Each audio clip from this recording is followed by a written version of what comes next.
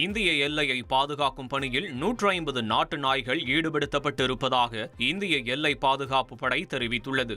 மன் கி பாத் நிகழ்ச்சியில் இந்திய நாட்டு நாய்கள் குறித்து பிரதமர் மோடி பேசியதை தொடர்ந்து நாட்டு நாய்களை தேர்ந்தெடுத்து அவற்றுக்கு பயிற்சி அளிக்கப்படுவதாக எல்லை பாதுகாப்பு படையினர் தெரிவித்துள்ளனர்.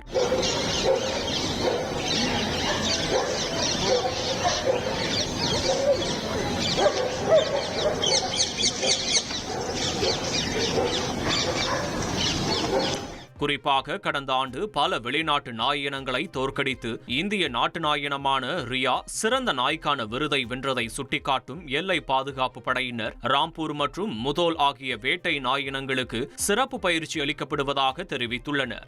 மேலும் இந்திய எல்லையில் சுமார் 700 நாய்கள் நிறுத்தப்பட்டிருப்பதாகவும் அவர்கள் தெரிவித்துள்ளனர். Sabas, Gabar, Sabas.